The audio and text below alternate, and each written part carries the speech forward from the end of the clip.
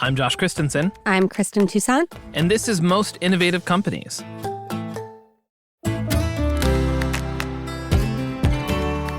On today's episode, Fast Company senior writer Rebecca Heilweil. It seems like their approach to dealing with the government had been kind of pissing off the Defense Department for the past few months. CEO of Beehiiv, Tyler Denk. Where other platforms either take a cut of revenue or are very opinionated on the proper way to be a creator or a journalist and grow your business, we want to be the tools and infrastructure that allows you to build the business and the content that you want. And as always, keeping tabs. You're trying to make this go away, and you're doing it in such a way that is only going to make it more of a thing. But first, here's the download. The news you need to know this week in the world of business and innovation.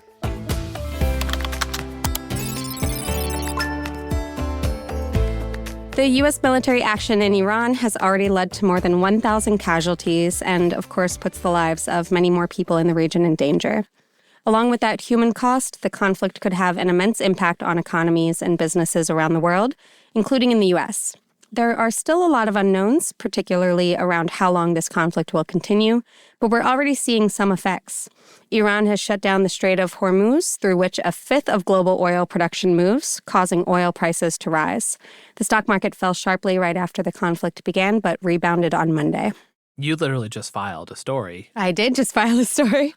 There's a lot happening in the energy world around this, and renewables would buffer countries against some of these impacts, but we've walked back on that a little bit in the U.S. Isn't it something like 20% of the world's oil goes through the Strait of Hormuz? Yeah, a whole fifth of the world's oil. Yeah, and I was seeing something about Japan's energy crisis. About 70% of their oil goes through the Strait of Hormuz, which is crazy. And one of our key allies.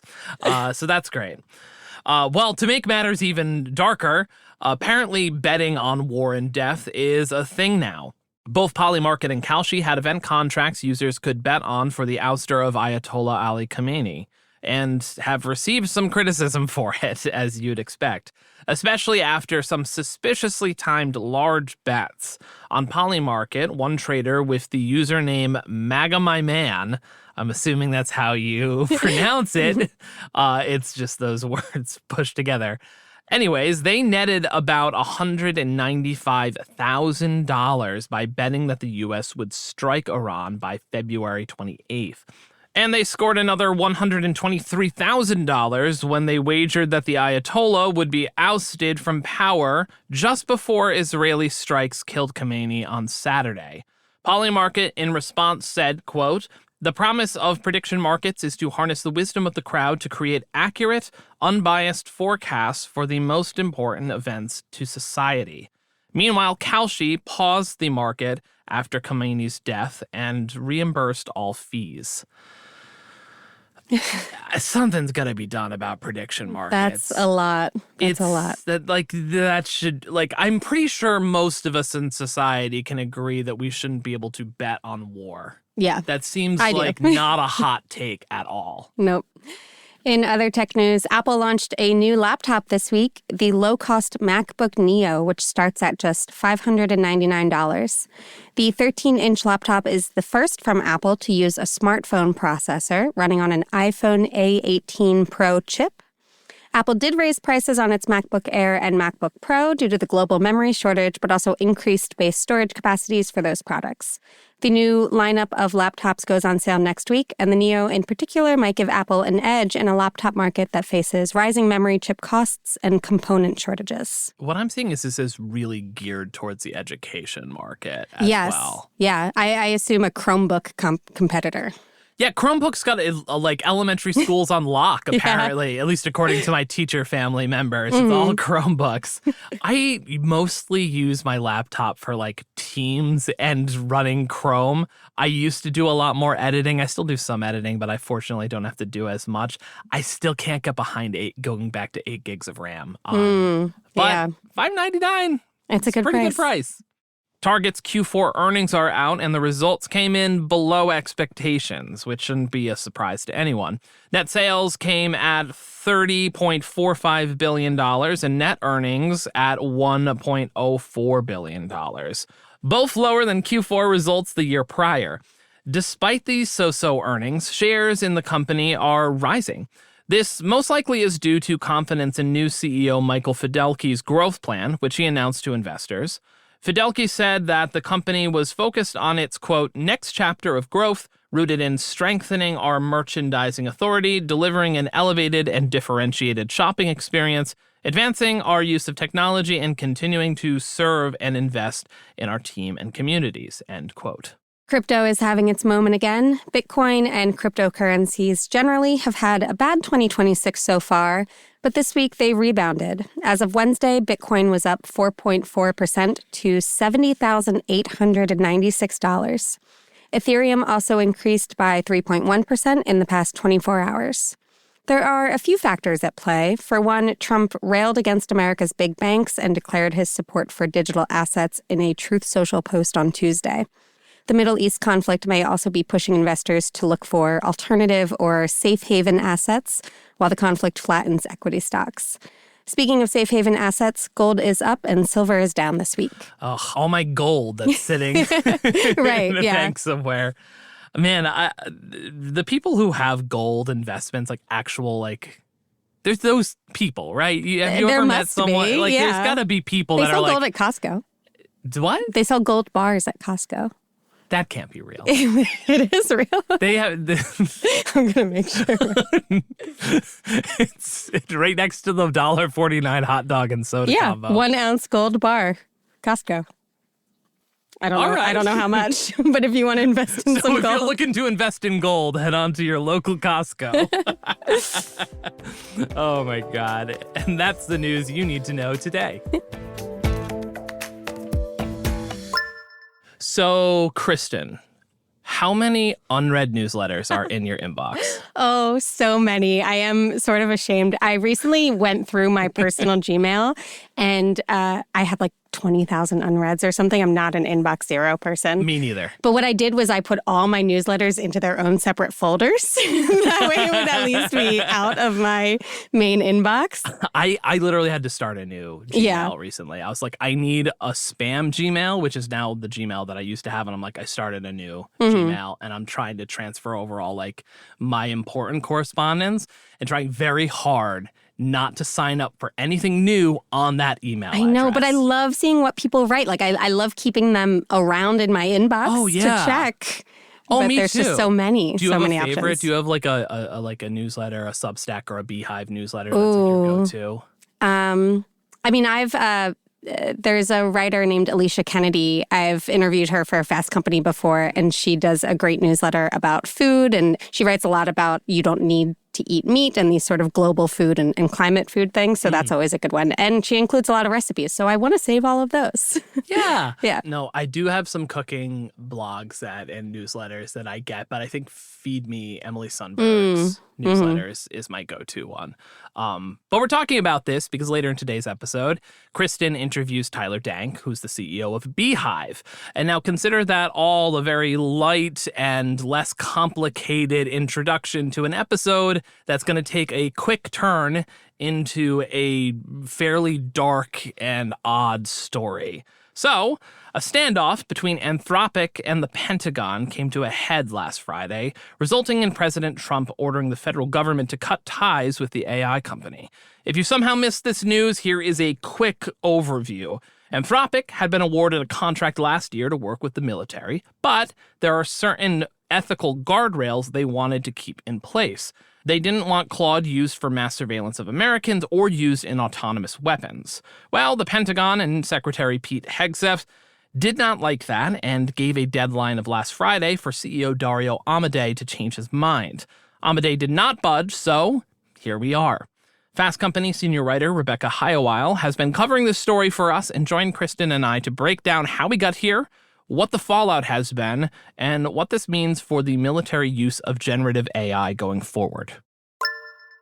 Hey, Rebecca, welcome to the show. Happy first time on the show. Yeah, thanks for having me. So, big news week.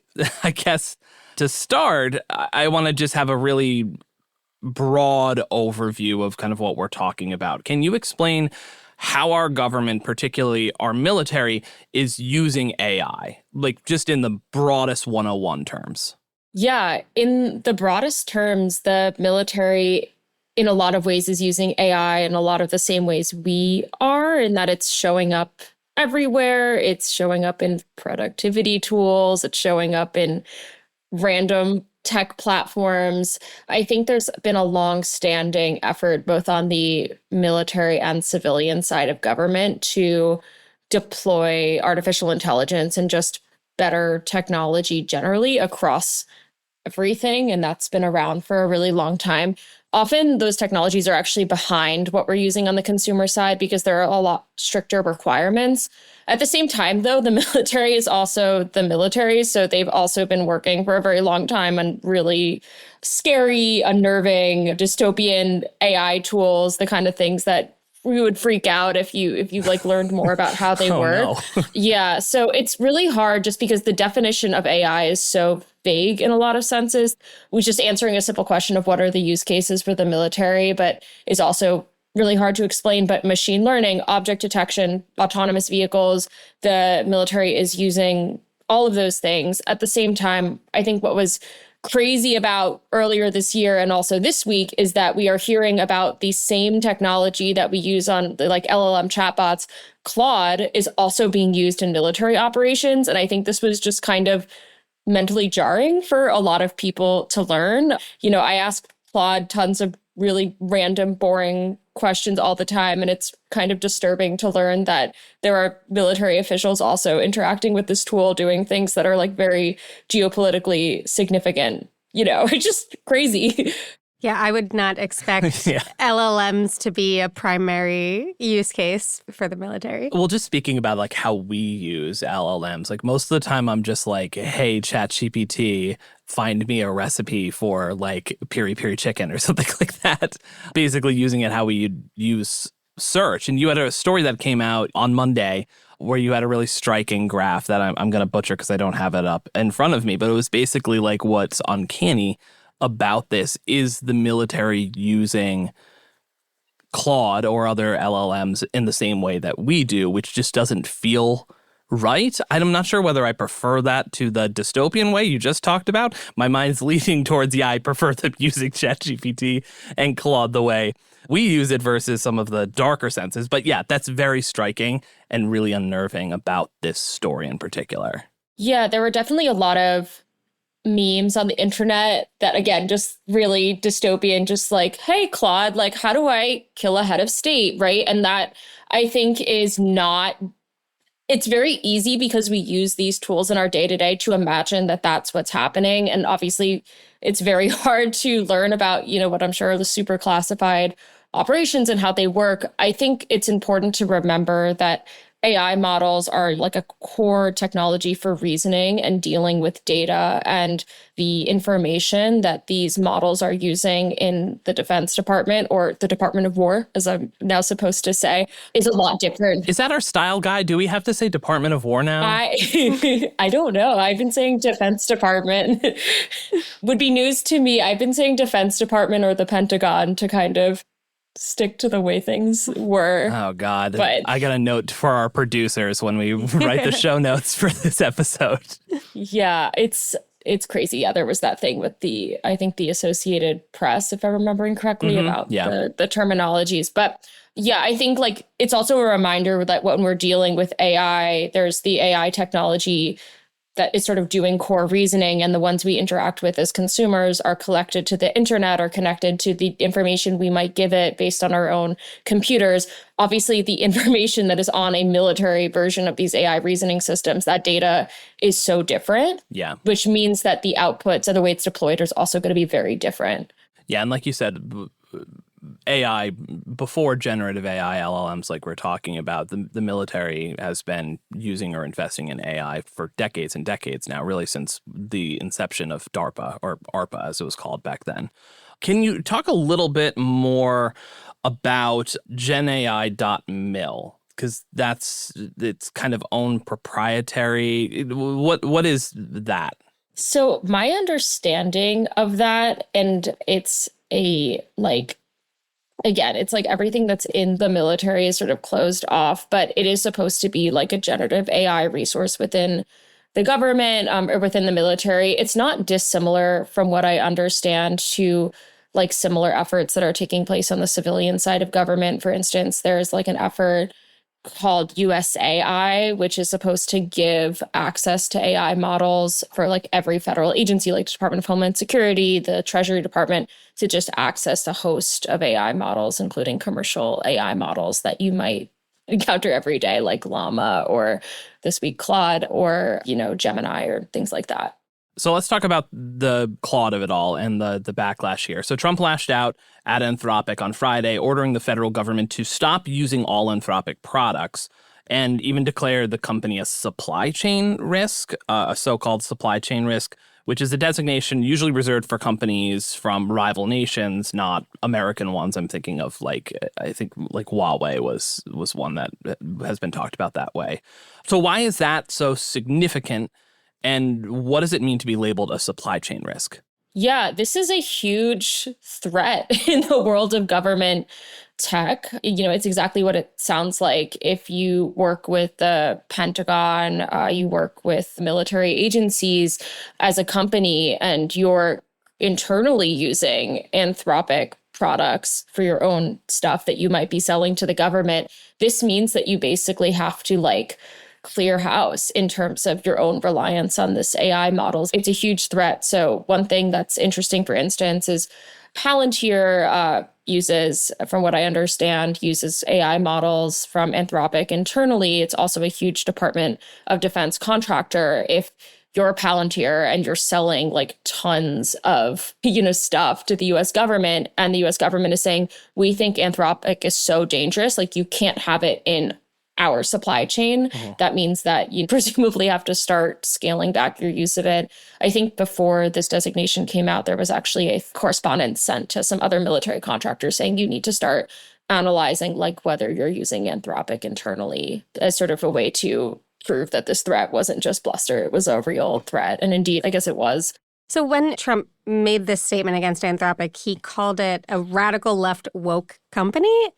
I don't quite understand that. Is there a reason why, and I know Trump isn't the only one, why these politicians are calling Anthropic woke? I think Hegseth had a quote about this as well. Yeah, it's, I should say, really insane. Anthropic has a partnership with Palantir, which is one of the most, I would say, right-wing, or at least representing itself as right-wing companies, and has been proud to partner with the U.S. military for many months or years at this point. So it's striking that there is this movement within the Trump administration to brand this company as super liberal. Katie Miller, Stephen Miller's wife, has also at several points gone on X and raged against Anthropic for being too liberal. And I think this has to do with the way Anthropic talks about AI safety and instilling values into AI models. They've talked about sort of an AI constitution and liberal constitutionalism and democracy in AI models. And this, it seems is highly offensive to the Trump administration, which is concerning, I would argue. But I think it's mostly seen as sort of the most liberal or maybe the most cautious of the AI companies. So it's not that this company is so liberal compared to maybe the Democratic Party or really progressives, but it's liberal in the context of how the other AI companies are representing themselves. Remember, one of the other companies that wants to work with the government is XAI, which offers Grok. So this is the company that they're in right now.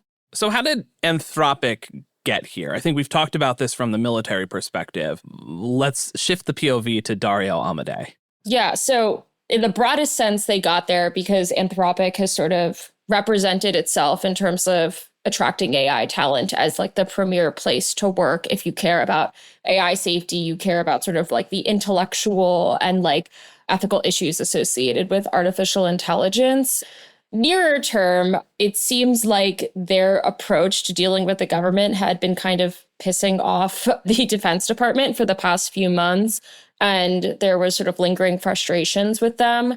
Then it sort of became known that Claude was used in the operation to capture the head of state in Venezuela. And this has sort of been reported and from a lot of on-background sources in this whole media situation. But it seems like what happened was that Anthropic expressed, or someone at Anthropic expressed concern about how Claude was used during that operation to an executive or official at Palantir.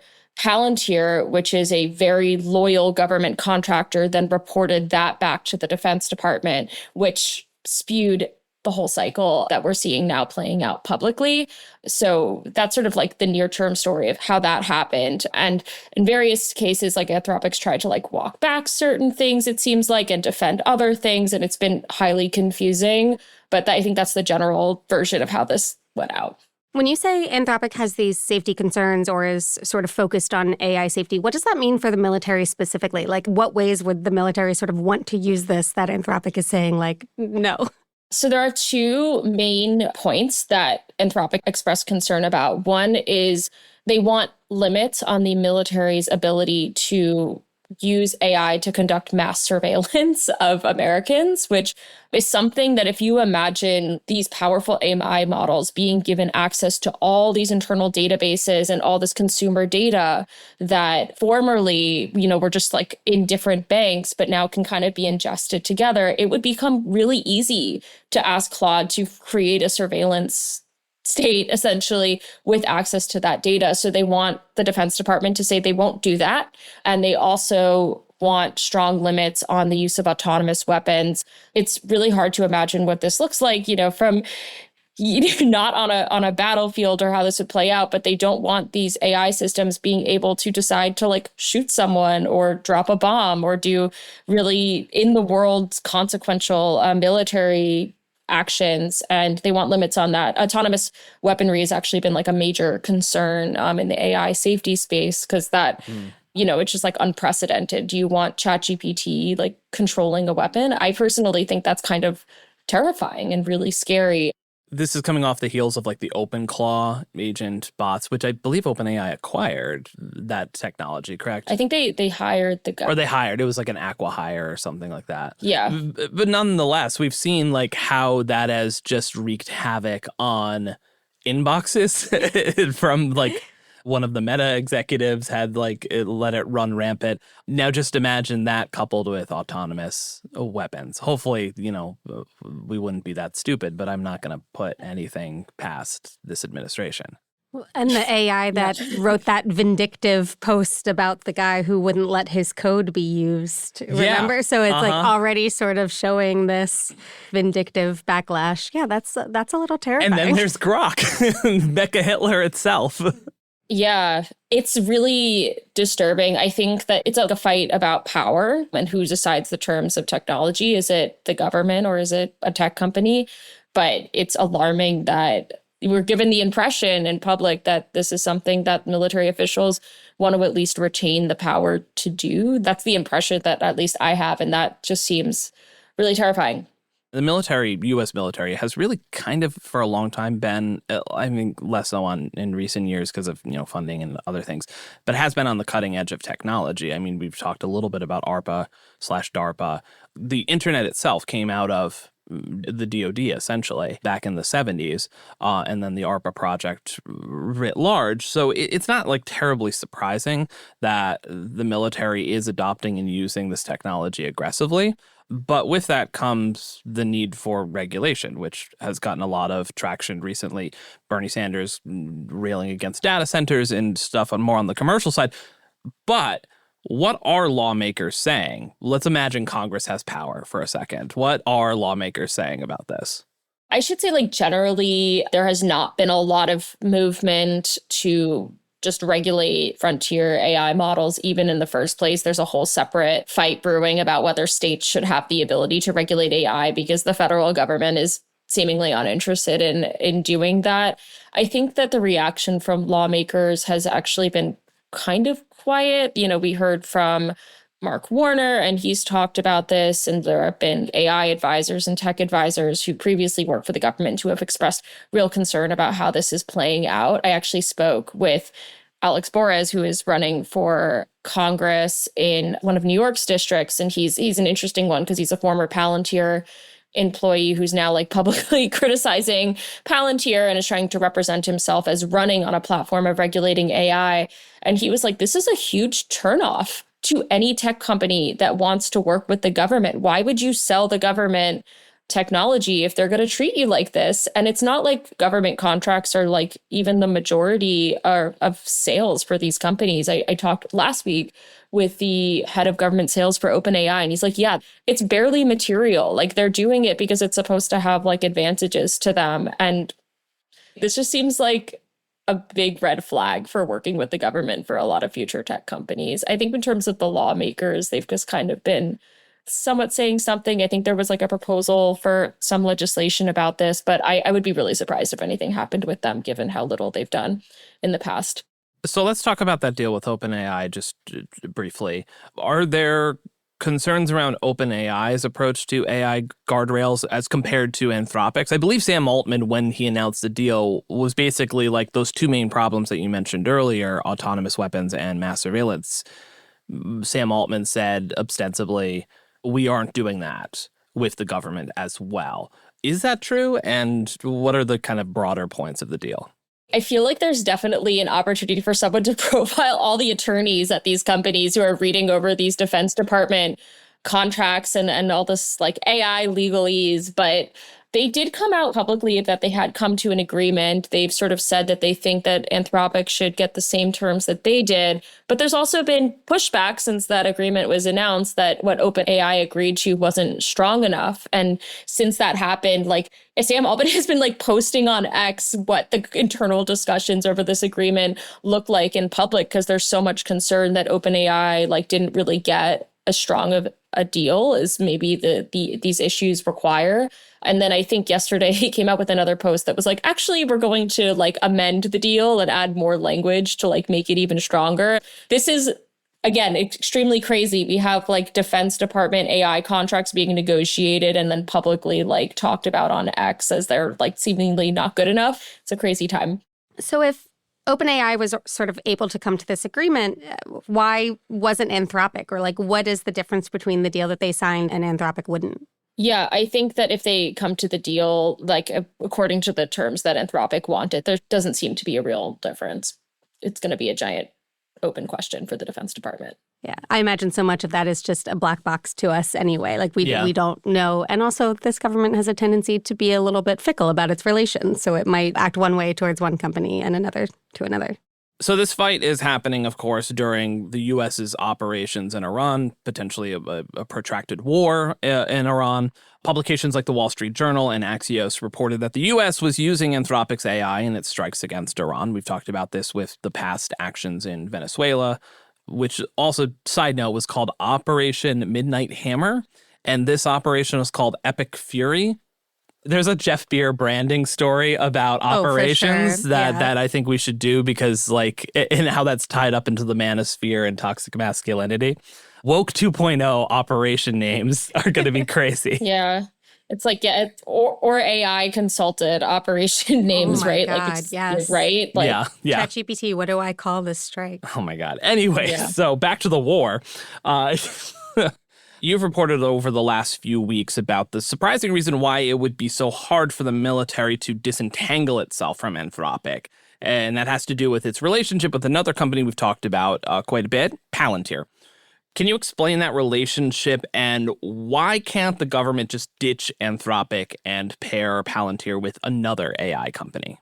There are a lot of requirements with military contracting. Anthropic and Palantir have had a relationship for a long time that has allowed for Anthropic's technology to be used in highly classified contexts within the military. My understanding is that that's not something that OpenAI or xAI have had access to. The other thing that's really important is that Claude is just really very good. Like when I talk to people within the government who use it, they're like, yeah, it is better. Like it is just a better technology, and that's made it popular. A third sort of factor, and this is what I was told by one former Palantir employee, as well as a former member of the AI office in the Defense Department, is that Anthropic's systems essentially like hook up and work alongside something called the Maven Smart System. It allows for data flow essentially across the Defense Department in a way that's really agile. And one of the things that makes Anthropic so useful to the military, or has made it so useful to the military, is the fact that it sort of works alongside this system. That's not to say that there's no reason why Anthropic couldn't like theoretically pursue selling other types of things to the Defense Department, or that other AI companies couldn't hook up to that system. But it's one of the reasons why we're seeing things so enmeshed between Palantir, the Pentagon, and Anthropic right now. And, we get a sense of how important that is because we've heard reports that it was Palantir that actually flagged the initial upset about this being used in the cloud operation from Anthropic to the Defense Department. It's very wonky, and I wish it were less wonky. It's sort of surprising to me as like a former GovTech reporter that this has now become the main story, but that's sort of where we are in terms of technology and how the government's using it. So to wrap this up, what should we be watching that's not necessarily the loudest headline? As I was just talking about, like Palantir and these sort of other partnerships, technology partnerships have sort of complicated how AI companies can relate to selling to the government. And, ideally, what they would really like to have is independence. And that's sort of what Anthropic wants too, is more power over what it can and can't sell to the government. There was a big update to that last week where OpenAI, Google Gemini, and also Perplexity, which is that like search engine AI company you sometimes hear about, essentially made it to the next Keeps wanting to buy and acquire things, Aravind Srinivas. Yeah. It's crazy. We'll buy Google Chrome. Yeah, why not? Let's just make it all even more confusing. But yeah, they all essentially made it to the next step of basically hosting their own AI for the government. So having their cloud systems certified to work with the government. And that's a big deal because it would prevent some of the like challenges I think that Anthropic has had currently. So I think that's something that is going to become more of a big deal. Obviously, like OpenAI and Microsoft have a kind of confusing relationship as well. OpenAI has gotten its technology in front of a lot of government officials because Microsoft happens to be really good at selling cloud services to the government. But that's sort of something I would be paying attention to. This is conflating two things, but with the recent news at Microsoft and Xbox, I just hope that somehow Xbox hard pivots into military and defense tech. I can see it. Well, yeah, Call of Duty. That's an aptly stupid way to end this segment, but there will obviously be a lot more developments in this story, so everyone should go follow Rebecca's writing on fastcompany.com. I'm sure you're going to have a bunch more stories on this. We'll be back with Rebecca in a little bit for keeping tabs, but first a quick break followed by Kristen's interview with Beehiiv CEO Tyler Denk.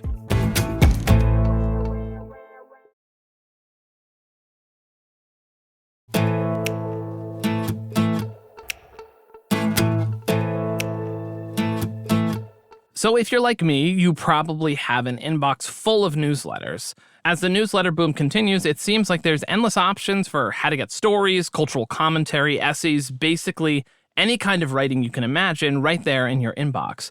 But maybe you've wondered how all of these newsletters could possibly make money, especially if you're not paying to subscribe to them all. Or if you've thought about starting your own, maybe you're curious about what separates one newsletter platform from another. For this episode, Kristin, you talked to Tyler Denk, co-founder and CEO of Beehiiv, which helps creators and publishers launch and profit from newsletters. Kristin and Tyler talked about the changing content economy and how Beehiiv differentiates itself from other newsletter platforms through an ad network and all sorts of unique tools. Here's that conversation. Hey, Tyler, thanks so much for coming to the podcast. Pumped to be here. Thanks for having me. There is so much to talk about with Beehiiv, and we've obviously been in the midst of this newsletter boom that does not seem to be slowing down at all, and Beehiiv is a big part of that. I wanted to note quickly, last year Fast Company recognized Beehiiv on our 2025 Most Innovative Companies list for the way that the company has redefined how newsletters can become real businesses. So to start us off here, what did you see that was broken about the newsletter ecosystem when you started Beehiiv that made you want to redefine the space? For a bit of context, prior to starting Beehiiv, I was actually the second employee at Morning Brew. And so at Morning Brew, I built all of the internal infrastructure. I led growth and product as well. And so back then in 2017, I think the traditional way of launching a newsletter was you have your website hosted on WordPress, and then you would copy and paste it into MailChimp. And then if you wanted ads, that was a separate service. If you wanted paid subscriptions, that was a separate service. And fortunately at Morning Brew, me and this team of engineers that I hired were very technical. And so we could build this infrastructure. But there was just such high friction to be able to launch a newsletter and do it well. And when you add all of the different bells and whistles for monetization and growth, it just became more and more complex, where your average, let's call it non-technical journalist or entrepreneur who wanted just to send a newsletter didn't really have like the same resources. So I think that's what was initially broken, was just the fragmentation of the ecosystem. And then during my time at Morning Brew, we were fortunate to grow very quickly. Eventually got acquired by Business Insider for $75 million in 2020. And so that kind of put us on this pedestal of, we really knew how to build and scale newsletters very well. And that was really kind of the impetus for the opportunity here. Yeah, that time at Morning Brew is such a big part of your story, obviously. And maybe this is a little bit repetitive, but just a chance to get more granular here. Like, was there a specific obstacle that revealed that this was like a tool issue for you, that, you could build something to get around what you were coming up against with newsletter distribution? I think it was more of the feedback that we received from readers, where we would receive hundreds, if not thousands, of responses every week of people asking about the Morning Brew referral program, which was the first project I had ever built there. And it led to over 1 million subscribers for us, which was like a huge source of growth. People would always email in asking about the email template, the formatting, how it looked good on Outlook versus Yahoo versus Apple, and like all these like nuanced things that I kind of took as second nature, being kind of in the weeds and building all of this, but became very evident by all of these readers who had their own newsletters, either as a hobby project or as a part of their organization, that there was some gap in what was being offered in the market and what this code that we had cracked at Morning Brew. So I'd say more than anything, it was the impetus of kind of like that feedback coming from our readers asking about what we had accomplished, more so than anything that I thought that I was really doing at the time. That's so interesting. Was it surprising to see people respond in that way, or to like ask these questions, that you don't always get that sort of direct feedback so early on? Surprising and or annoying, I guess, because like I had a job to do and all of the team, like I think one thing that we did really well at Morning Brew, we do it as well at Beehiiv, is like really obsess over customer feedback and the experience that we gave our readers, and like here at Beehiiv, our users. And whenever people would respond to the email, like we had someone dedicated on the team to actually reply back to them to kind of build that reader relationship. And so them doing their job, wanting to respond to the readers, they would always forward it to me. You'd be surprised. I probably took a few dozen calls of teaching people how to actually create the Morning Brew referral program. And once I got fed up with taking these like 30, 45-minute calls, I eventually just wrote an article on Medium, which I think was my first ever kind of like building in public moment, which was, this is like the secret of how we built the Morning Brew referral program. And it got, claps is how they describe, like, likes or whatever on Medium, but lots of claps. And it was like very well circulated in like this newsletter circle. So yeah, I think it was interesting. It was annoying. And that was like my first ever experience of like, hey, this is something that's valuable to other people. And let me just quote unquote open source it and make it available for others to take advantage of. You brought up monetization. And I'm just curious if that was sort of a vision from day one, or did that become the focus as you sort of built up Beehiiv and this platform a little bit more? 100% from day one. In a way that like we actually started the platform as like the Beehiiv ad network was always the big bet. It was just like, you can't actually have an ad network until you have a surplus of like impressions and supply, essentially, in the sense that we have lots of publishers. So in order to like build this globally scaled ad network, we almost had to back into like first building the best platform that attracts all of the newsletters to want to launch and send their newsletters on Beehiiv. And then now that we have 3 billion impressions a month being sent through the platform, that's enough where advertisers like Nike and Netflix and HubSpot will come and advertise on the platform to reach those different audiences. And I'd say that was probably like the other big takeaway I had from the Morning Brew experience was I sat in between. So it was like me and this like very small ragtag team of engineers. And I sat in between the writers who were actually in the platform creating the content in the newsletter on a day-to-day basis. And on the other side was the sales team, or they called it brand partnerships. And those were the people who were obviously in market selling to Visa, MasterCard, Apple, and trying to get the sponsorships for the newsletter. And the two biggest takeaways were, one, like what an incredible business model that we were just at 1.3 people and more or less doing the same input. But because we've scaled the newsletter so much, the ad started at being $5,000 per send to like when I left, it was probably $60,000 every time that they press send, which was like pretty mind blowing for me to just like, again, input's the same. A writer spends all day creating this newsletter. I'm helping to grow the newsletter. And just because we're sending to more people, obviously it sounds pretty obvious, but like the fact that we could charge $60,000 a sponsorship just to have their logo at the top of the newsletter was pretty mind blowing for me. But Morning Brew had like 30 people on this brand partnerships team. And that's what really opened my eyes to like just how much effort and work and people and connections it took to be able to monetize the newsletter properly. And when I looked around and I was like very active on Twitter, like this up and coming newsletter ecosystem of these independent journalists and writers or hobbyists who wanted to write about sports or politics, they didn't have a team of 30 brand partners to be able to sell these advertisements. And so I viewed that as like, obviously Substack came to market a few years before us. They were very gung-ho and philosophical on, we believe paid subscriptions are like the purest way to be able to monetize content on the internet. And in seeing what I saw at Morning Brew, it became very clear to me that there's clearly another model that has worked for decades on the internet that worked really, really well. And it's just not accessible to a lot of these independent journalists and writers. So it's a long-winded way of saying, yes, from day one and day zero, before we even launched the company, the Beehiiv ad network was always a big part of it. Yeah. And also long-winded answers are great. Let's get into it. So to get into that ad network more a little bit, you launched it in 2025, and then at the beginning of this year, you expanded it, doubling that in-house ad sales team. That seems pretty notable to double the team in the span of 4 months? So tell me more about that move. Again, why is this so unique to Beehiiv, and why are you already growing it like that? What does that say about it?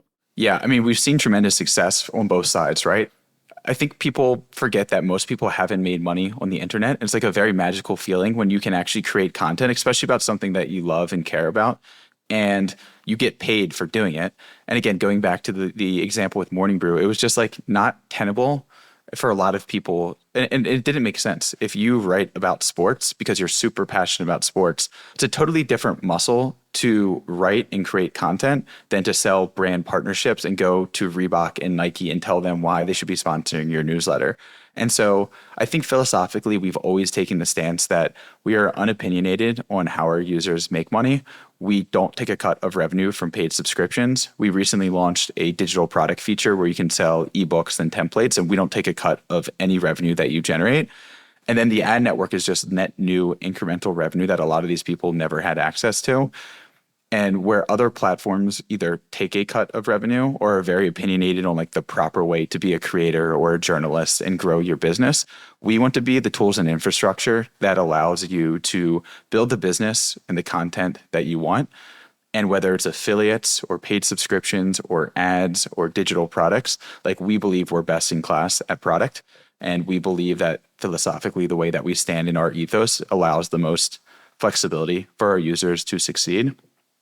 So that's like where we stand there. And then as far as like doubling the team, we've always ran very lean. We have like a tremendous team that works really hard. And I think we just hit a breaking point of this is really working. Because like when I came up with the idea 4 years ago, it was a huge bet to think like, I mean, MailChimp has been around for decades and there's dozens of other email platforms that have all sent billions and billions of emails. And for us to come in and think that we can actually help our users monetize these emails was definitely a big, bold bet that I was bullish on, but like, again, a bet and like no guarantee that it was going to work.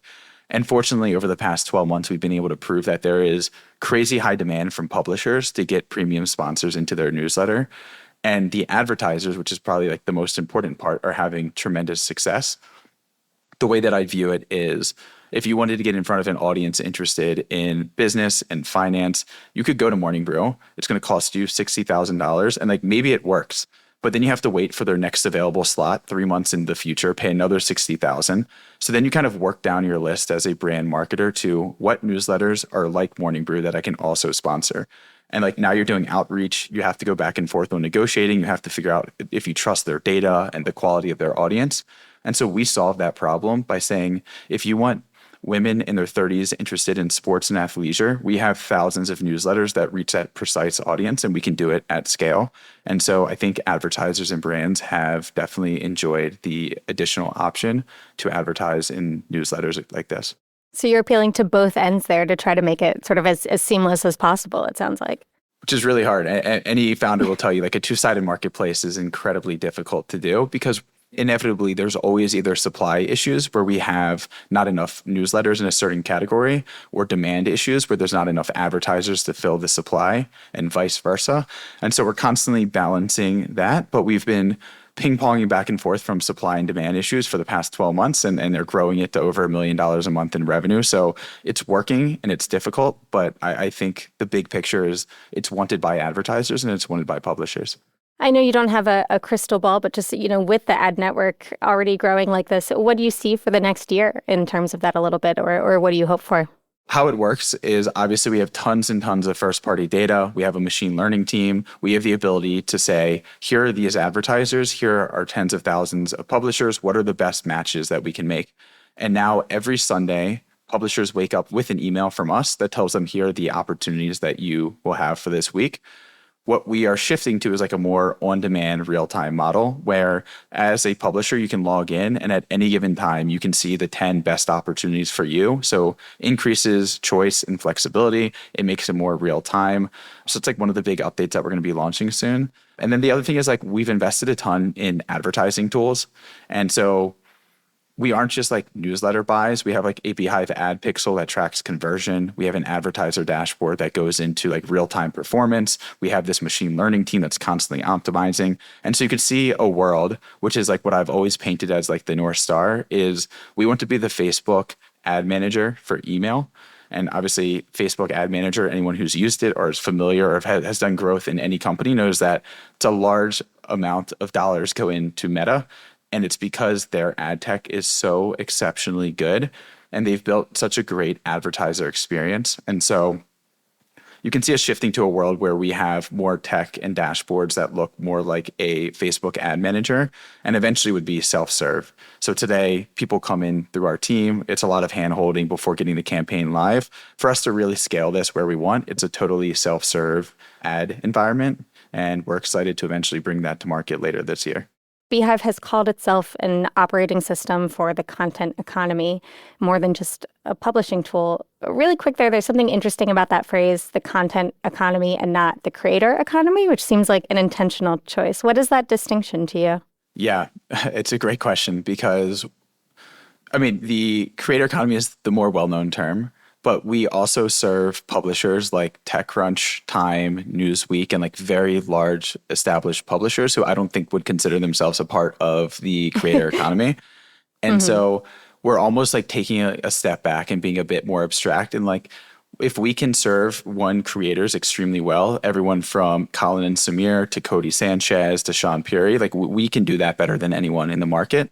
But we also, because it comes from the Morning Brew background, have built very enterprise level tools that can serve the TechCrunch and Time and Newsweeks of the world.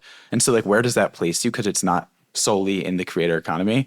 And so the content economy is our spin on what we believe expands beyond just publishing and creators as well, but companies. And I just wrote my most recent newsletter about this in the sense that ever since the article by the Wall Street Journal of these companies that are hiring storytellers for $200,000 plus a year, like I think we're seeing this massive move towards companies realizing that they need to be creating content and meeting their customers and their audience where they are.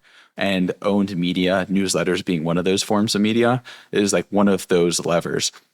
And so like what I would view as the content economy, like Vanta was the example that they use in the Wall Street Journal article. And so like if Vanta has an editorial team and a chief storyteller who's constantly creating content to be able to reach their customers and audience, like I would solely place Vanta in this content economy. So I just think it's a broader take on what people now refer to as the creator economy.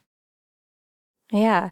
So back to this idea of an operating system, like what does that mean in practice? What are some of the tools you've launched to sort of bring Beehiiv beyond just like newsletter publishing? When we first started out and partially due because Substack got to market before us. And because of what I saw at Morning Brew, the coupling of email and web was like very powerful. Going back to the initial problem statement that we chatted about before, for the fact that you used to have to create a website and then copy and paste it into like a separate document in a separate platform with like a separate billing is like archaic to think about. And so for a lot of these teams, creators and publishers, like the ease of use is like a big variable. And the fact that you can publish content that goes both to the web as like a blog or like an article and also via email is like very powerful and very seamless to do. And so we launched with a very simple, what we call website builder. It was the most simple templated blog that you've ever seen. And when you give users an inch, they want a mile. And every now and then we would always launch like a small feature to the website builder. And we would get such strong feedback of, I can't wait to customize my website. I want to build different web pages. I want lead magnets. I want all of this different functionality. And so that actually led us to acquiring a company called TypeDream about 2 years ago, which was a AI website builder. It was like a YC company. And so we acquired them, merged their tech in, brought their team on, and then launched our own website builder. Again, under the thesis that I think consolidation and convenience is a huge competitive advantage in both the creator economy and content economy. And to have a world-class website builder, which we've also launched like AI website capabilities as well. So you can just chat and upload a screenshot of your favorite website and it can imitate that. So reducing the friction to build the website that you want. And then also have the power of like the newsletter and reliably reaching your audience. It's like a very tightly coupled solution, which is great. And then once you launch the website, there's just so many other touch points that users want. Because like once you have an established website, like where else can you engage and monetize your audience? And you can see the different layers deeper. So digital products, right? If I'm driving traffic to my website, can I sell a template or an ebook for my audience because I'm an expert in cooking and people subscribe to my cooking newsletter? Now I have a website where I can sell different recipes and cookbooks and whatever else. And so I think you just kind of go deeper and deeper into this like creator economy of you have a captured audience. How do you actually provide value and monetize that audience effectively? And so that's kind of how I view it as the operating system and a lot of the different things that we're building. Yeah, more of that direct feedback from your audience. That's so interesting. When you think about these tools that you're sort of continuing to add, is there a balance there of like plug-in third-party tools? Like I know WordPress has a lot of those built in, or like building something in-house. Are you sort of trying to decide between the two when you think about what you want to add for your creators? Yeah, the answer's historically been both. So we have a plugin with WordPress, we integrate with Discord, we have open APIs and webhooks. So like different from a lot of the common creator economy platforms, like they're pretty restricted, both in their name that you are launching a Patreon or a Substack, and that you're kind of in their ecosystem. And it's kind of a walled garden of what they offer is what you get. I think we're best in class at product development. I think our product's really strong and expandable, but I'm also realistic to know that we can't do everything for everyone. And I think the power of the open web and being able to integrate with APIs and webhooks into different platforms is a superpower for people who already have an existing tech stack and use those different platforms. So the answer is both. We have broad ambitions to continue to expand our roadmap to offer more down websites, digital products, community, podcasts, etc.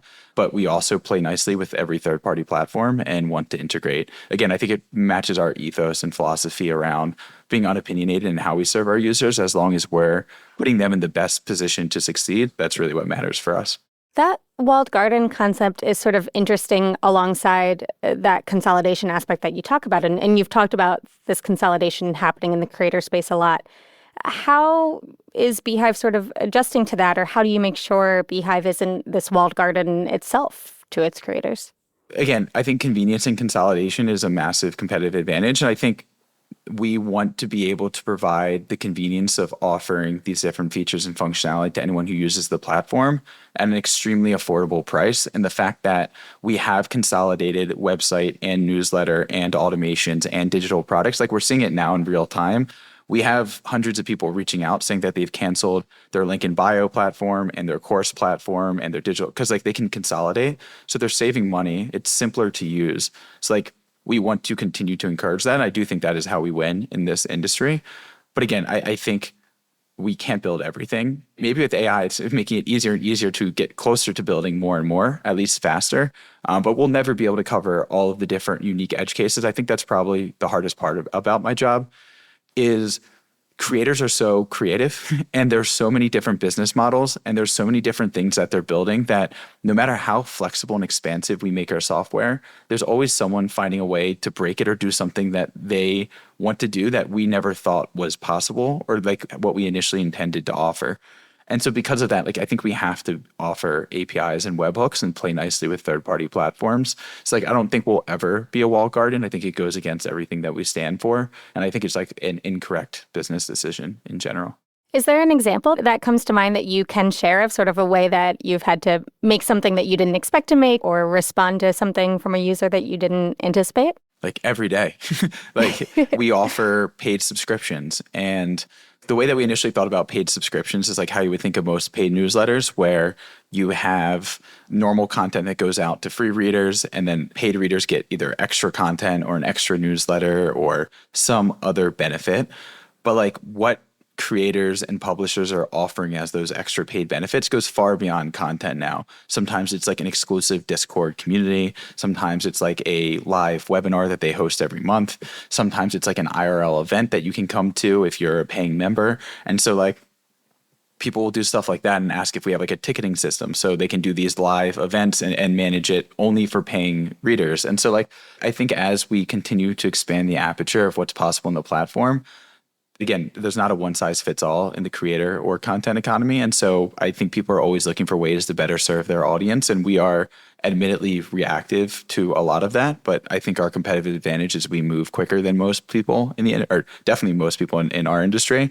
And so we can be reactive, listen to feedback and ship that feedback as quickly as possible. Is there a secret to moving faster? I've read a lot about sort of how much you ship, but is there something that drives that? I think it was like kind of in the DNA of the company from the very beginning. We started with 4 engineers, and every engineer was a full stack developer, which means they could do front end, they can do back end, they can ideally QA. We also had like almost like unicorn engineers, and like they also had like a great product sense. So typically you have to like understand what the user is trying to do. And there's sometimes a disconnect between the engineer who's amazing at building software and a product manager who knows design and UX and like how to actually bring that product to life.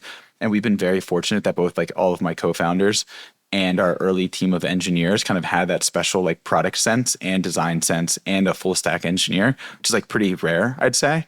And then I think it was like always just baked into the DNA because when we launched in November of 2021, Substack had $60 million and has been around for 4 years. We had MailChimp and all the dozens of other competitors who have already been established in this market who offered such more complete solutions than what we offered. And so it almost came from a place of insecurity of, I would beg people to sign up for the platform. They'd finally take a chance and sign up and be like, well, where is everything? Like nothing exists. And I'm so used to like this platform that has like, you can design stuff, you can send automations. Like I think we hooked up the ability to send emails a few weeks before we launched. Like it was like such a nascent platform. And it became obvious to me the only way that we can compete in this market is like we have to play catch up as quickly as possible. So we just built that muscle of listening to feedback. We had the advantage of like me and my 2 co-founders come from Morning Brew. So like we've already seen what it looks like at scale and we've already built that platform before. So something from like the previous experience at Morning Brew mixed with listening to customers and that the only other option was like shipping slow and like probably dying because we didn't have the functionality that we needed, kind of just built this muscle and DNA at the company. So we already talked about some next steps for Beehiiv and things you're looking forward to, but as you sort of look into your future, like what are you the most excited about or what do you think creators need to know to make newsletters become a business for themselves more? Yeah, the things I'm most excited about, one is definitely the Beehiiv ad network. Like I still think it's such a nascent initiative and I don't think we've unleashed the real power of what it means to have eventually thousands and tens of thousands of these premium brands able to sponsor these newsletters. Like the hardest part for most creators is like making money and like generating a business and being able to take that money and invest in better equipment, better software, eventually maybe support themselves enough to go full time in creating whatever they're interested in creating. And so like getting over the hump of being able to actually monetize your content an audience efficiently, I think is very difficult for most people. And the fact that you can get started on our platform for free and we offer all of these different types of ways to monetize your content, I'm very excited to keep unlocking those monetization opportunities for our users. And then I think where we started as like, we are a newsletter platform, like newsletter is amazing for top of funnel. But once you have this engaged audience of 5, 10, 20,000 people, like what other services can you provide them? And that's where I think like this foray into digital products and link in bio and everything else that we're doing is like allowing people to really use their creativity and understand how they can serve their audience better. And so where it used to be like the newsletter economy, I view the newsletter as like the ultimate top of funnel of what else can you do? And I think we should be able to power a lot of those possibilities. Great. Well, I think that's a great place to stop. Thank you so much, Tyler. Thanks for having me.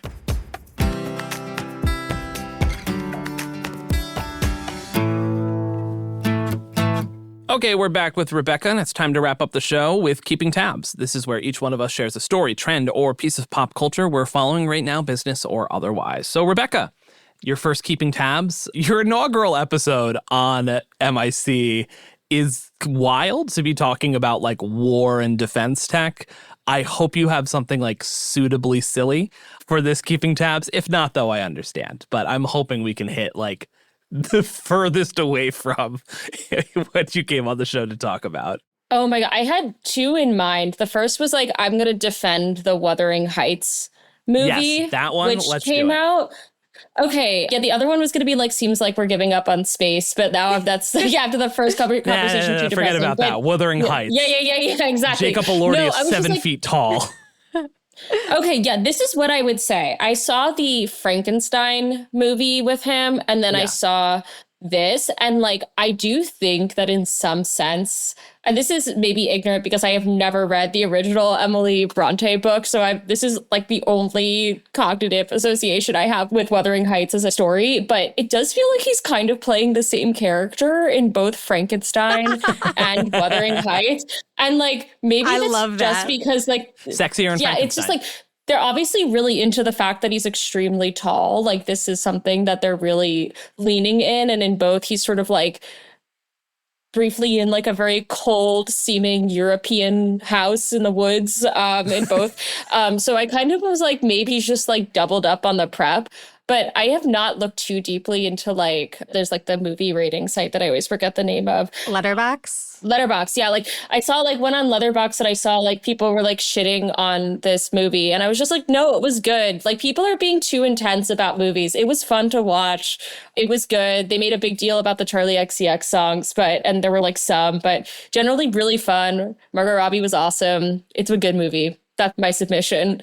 I have not seen it, but I've read a good bit about it. And it seems like people who don't know the book at all love the movie, and people who know the book like hate the movie. Yeah. But I read something, I forget where, that was like the title is in quotes on purpose. You know, like it's quote Wuthering Heights.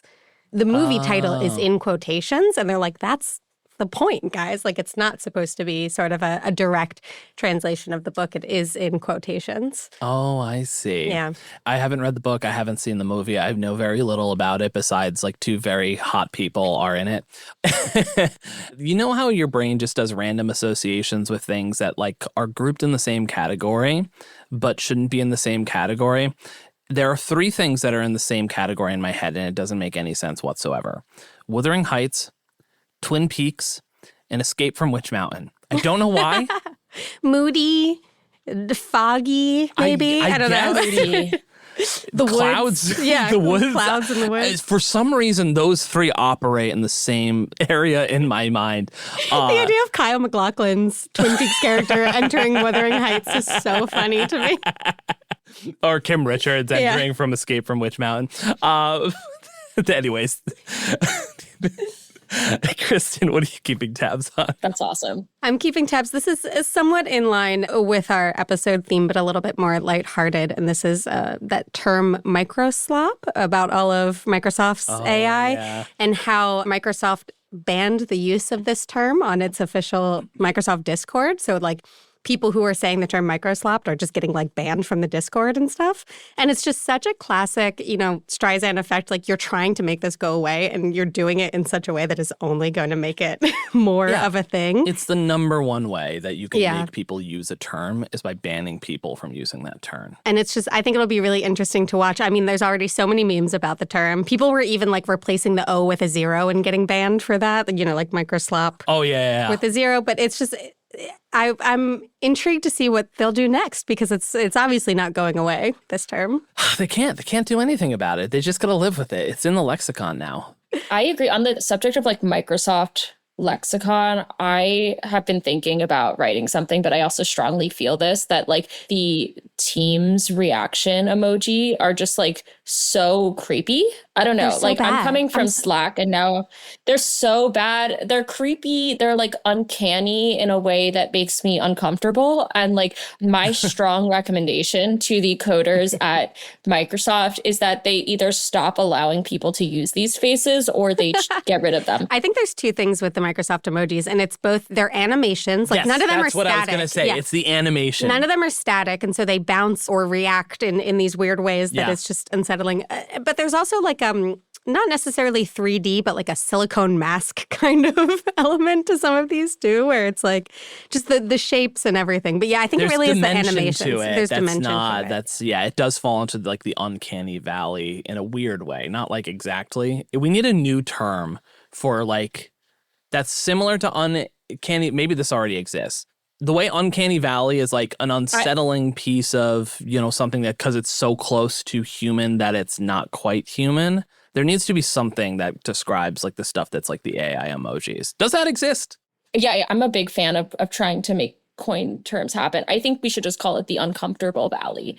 The uncomfortable valley. That is a good one. Love that. And that is going to lead all our social promotion. Oh my God. Well, okay, let me write a blog about it. Yeah. Write up a post. Max Offberg can edit it. I'm going to volunteer some work for Max. I love that. Josh, what are you keeping tabs with? So I've been rewatching from the beginning Real Housewives of Beverly Hills, which is also kind of related to what I was talking about with Escape from Witch Mountain, since the Richards sisters are in that. It is amazing. How far back does that go? Like, what was the first season? 2010. Oh, time capsule. And in the first season, it's Camille Grammer, Kelsey Grammer's now ex-wife, is on the show. So Kelsey Grammer's on the show. They promptly separate and get divorced in a very messy way. Some of the things, like, I was like, they should not have aired this. Like, there's a whole, like, some very serious storylines. But my favorite thing ever is just how nakedly produced. Like, I think there's a more artful, like, manipulated production now in reality television. In the first season, Camille Grammer and Kyle Richards are at odds with each other. And there's a scene where Kyle's coming over to Camille's house to sort of hash things out. And before Kyle enters, it cuts to Camille in her kitchen reading The Art of War. You're like, a producer handed this to her. Exactly. And is reading just the inside cover of it. It's amazing. It is high camp. And I love every single minute of it. It's been my comfort TV, my distraction TV of recent, because I don't know if you know this, it's been a rough year so far in the news and covering tech. There's also something kind of comforting, though, about, like you said, this uncomfortable valley era that we're in where you don't know what's real and everything is AI and everything is generally bad. To just watch these shows and be like, this is so manufactured drama. Exactly. Like, it's almost comforting in a way. It is. Oh, another thing I do have to mention as well, and I had to look up her name real quick, but also in the first season, because it's Beverly Hills, there's just a bunch of celebrities that roll in, like Faye Resnick is there for a little reason. RuPaul shows up at an opening party for Lisa Vanderpump's Sir. Oh my God. Alison Dubois is in one scene, who is she's the woman who inspired the show Medium with Patricia Arquette. Oh. She's a psychic and a medium who helped solve some crimes, allegedly. She is so insane in the show. It is just like ripping an e-cigarette. Oh my gosh. And like causing drama with like Kyle Richards and Faye Resnick's there and at a dinner party. It's wild. It's It's great. It's peak television. I love the idea of also like escaping the current chaos by just going into this chaos. It's a much more comforting chaos. Yeah. I watched the New York City seasons for a while, and I just thought it was very funny as like a kid, like someone who grew up in New York, like their big thing was like, and one of them like lives in Brooklyn. And it was just like, okay. Like, there's so much. Like, this is like, yeah, you think that the Upper East Side is like so relevant if you don't live in New York and you watch that show. And I'm like, the Upper East Side is not relevant at all. You can barely get there. You're going to take a crosstown bus? I grew up in Yorkville. Like, I knew for a fact it was not relevant. Like, I was like a public school kid in Yorkville and would like walk the streets with all of the like where they're like supposed to be hanging out. And I'm just like, these are the tackiest places on the planet.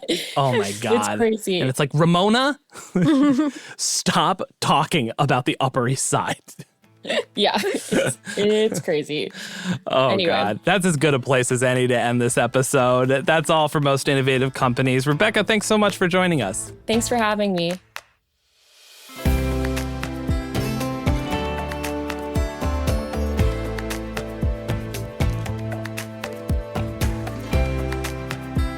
Our show is produced by Blake Odom, Sam Gebauer, Hawa Atori, and Mariam Kiporuitse. Editing by Matt Toder, mix and sound design by Tad Wadhams and Nicholas Torres, and our executive producer is me, still, somehow. And a special thank you to Fast Company Senior Tech Editor Max Offberg for helping prep up this episode for us. We turned this around pretty quickly, so thanks, Max. Remember again to subscribe, rate, and review, and we will see you next week.